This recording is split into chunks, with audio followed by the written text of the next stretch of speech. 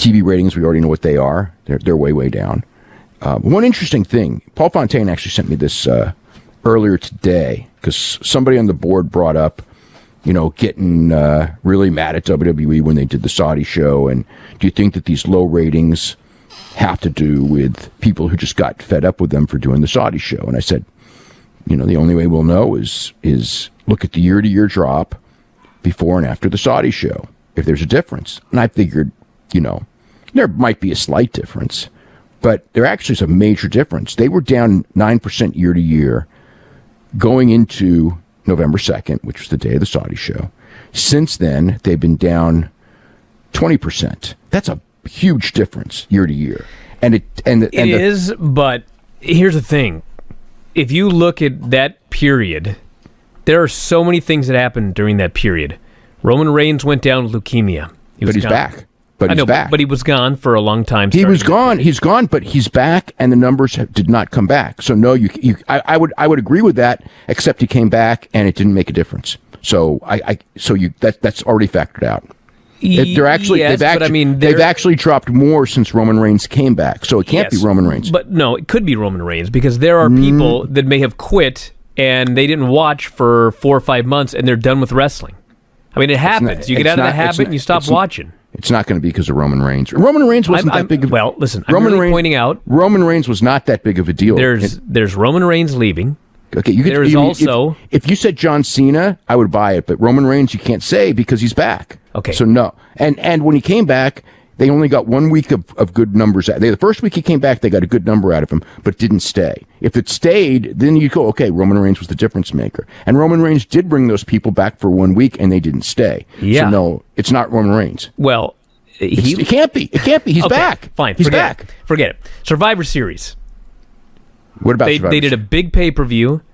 They beat SmackDown in every single match. Okay, so that would relate. Zero follow-up. Okay. That would relate. Hold on. That would relate to SmackDown ratings, not Raw ratings. We're talking Raw ratings. Dave, so I'm not even talking about that instance. This is my point.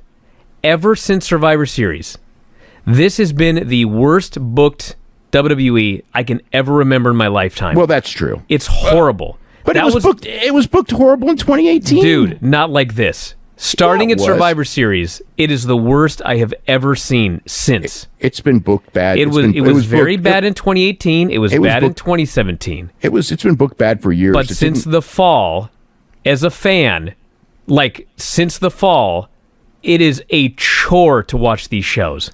It's an absolute chore. It's been a chore to watch the shows it's been a chore to watch the Monday show for years. It has been, but it is much worse now.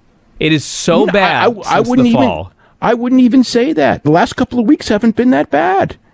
It really hasn't. I mean, I used to be out here every week. Oh God, that third hour, I can't sit through it. I've had no trouble sitting through the 3 hours. I mean, it's not good. It's too long. But it isn't. I haven't been complaining about the shows nearly as much as 4 or 5 months ago. It's been bad for a long time. I don't see. Yeah, it's been disorganized, and yeah, the storylines have been changed, and everything's not making sense. It's been like that for 2 years. So that's not really. That's not a change. I think it is a change. It's just like at the end of WCW when they ran everybody off, and then for the last several months, the show was actually better. But the people didn't bother coming back. You ran too many people off. Right. Okay, that's true. And they don't come back. But the ratings subsided when the show got better. I mean, the ratings were falling really quick, and then the ratings stopped. They fell, but they fell at a very small rate. The big, they didn't cave in like they had been doing when the show got better. The attendance didn't even keep falling. The attendance dropped. They dropped really, really bad, and then they stayed steady at the end. They didn't drop anymore once things got... I mean, they never got good in WCW, but they got less horrible at the end. Well, there's also a very good chance that you being bored... It's not... Okay, it's not about... Okay, the point is that it's not like those people will come back. I'm not comparing the number to the number 6 months ago. Yeah, it's still declining. Absolutely, it's still declining.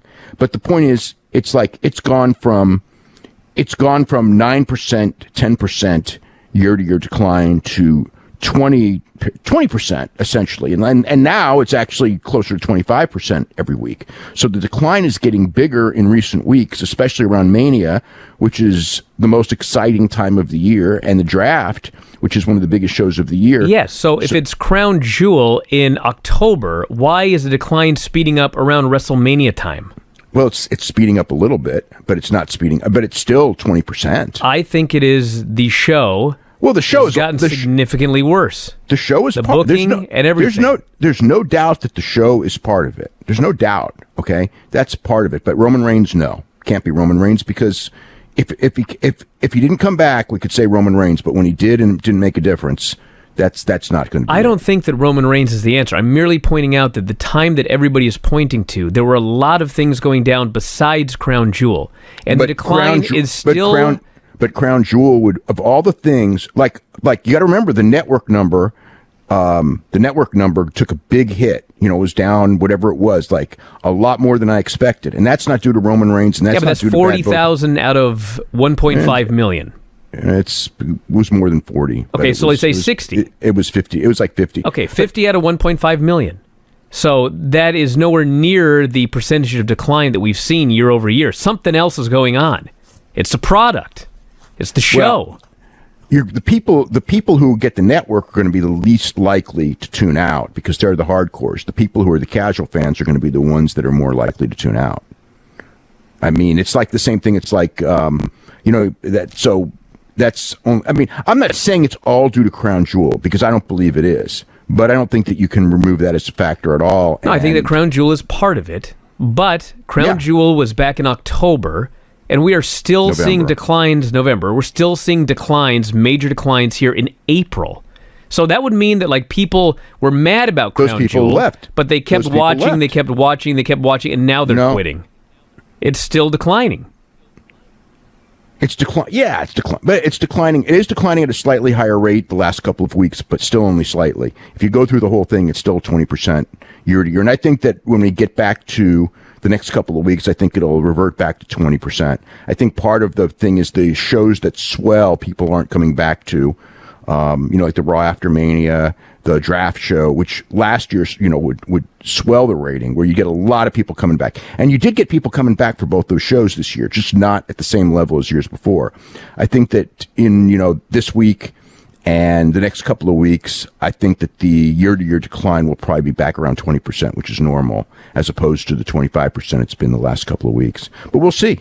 I mean, if it continues to be 25%, then it's getting worse. But whatever it is, the Raw on Monday was the lowest non-football season number in the history of the show.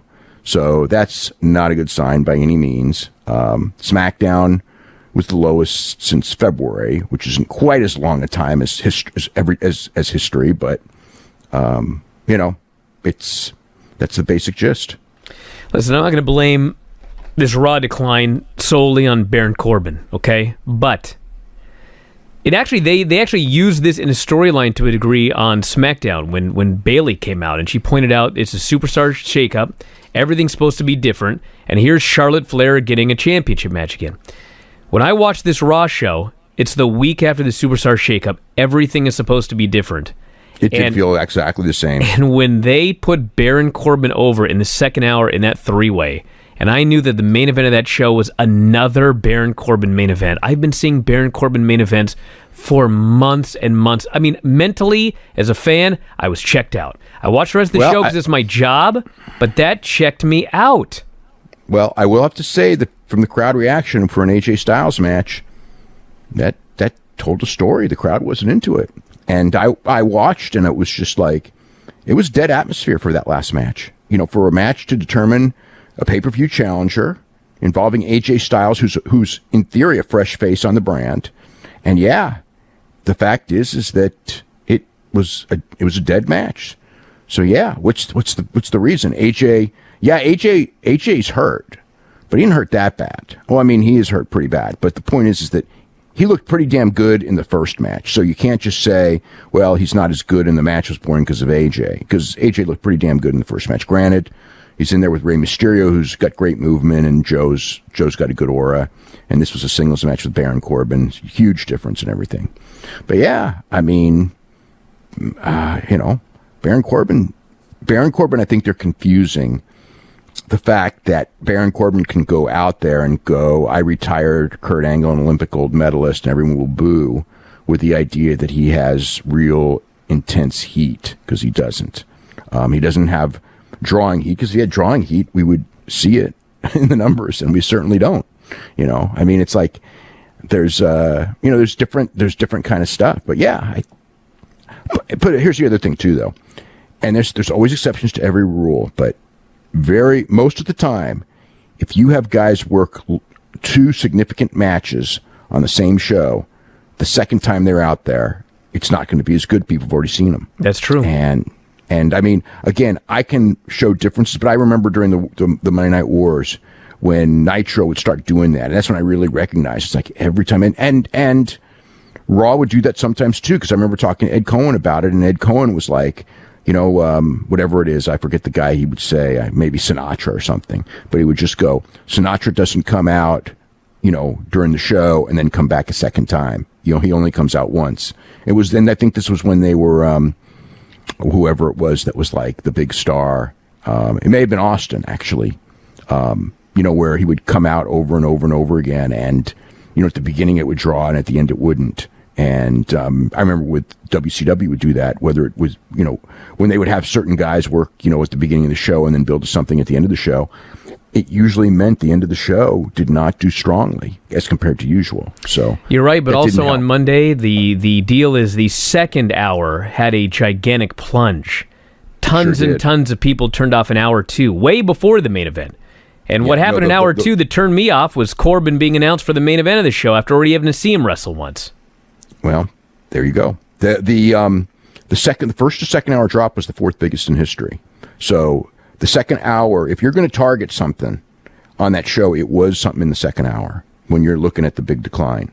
It was not, usually it's something in the third hour. It was the second hour on this show. So and Baron Corbin winning that match and being in the main event, that would be my pick of the reason. I mean, because again, like the other stuff that was on the show, it's just normal stuff, And there was good wrestling on the show.